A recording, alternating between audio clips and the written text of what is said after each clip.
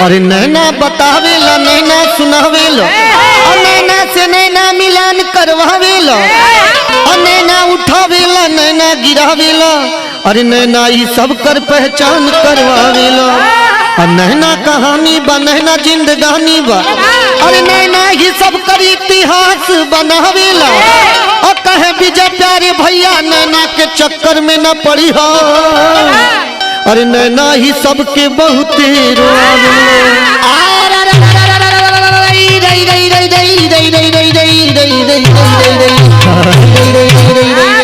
अरे लड़ावे सारी दुनिया, अरे लड़ावे सारी दुनिया, अरे लड़ावे सारी दुनिया।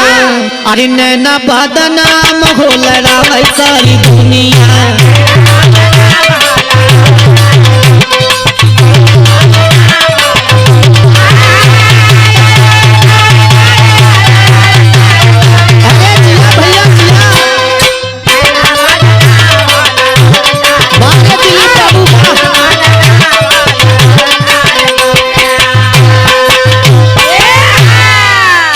लड़ाने में मजा है, किसी को लड़वाने में मजा है, किसी को लड़ाने में मजा है, किसी को लड़वाने में मजा है, और किसी को दबाने में मजा है तो किसी को चुराने में मजा है।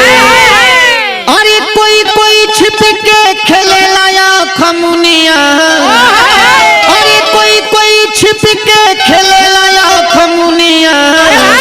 नैना बदनाम हो लड़ावे सारी दुनिया।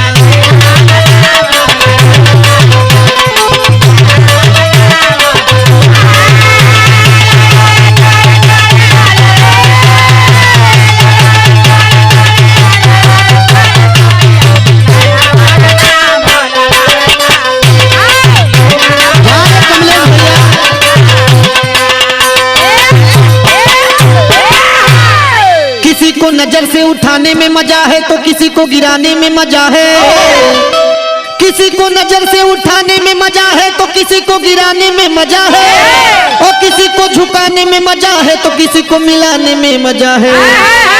अरे सबसे खतरनाक होले नजर के रोशनिया, अरे सबसे खतरनाक होले नजर के रोशनिया।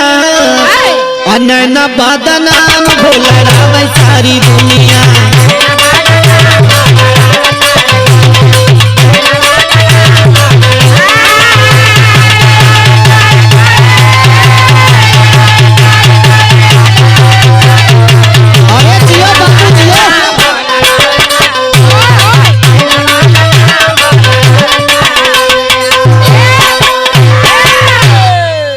नजर से हार जाता है, कोई नजर से मार खाता है, कोई नजर से हार जाता है, कोई नजर से मार खाता है, और कोई दिलरुबा का प्यार पाता है तो कोई उजियार पाता है। अरे जालिम विजय मांगे ले, अरे जालिम विजय मांगे ले नजर के रोशनिया।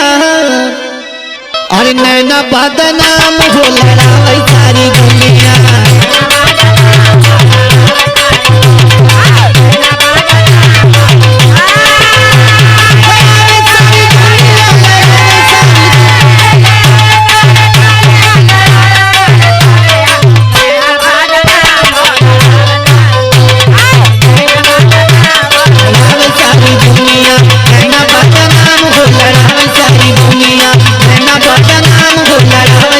दुनिया,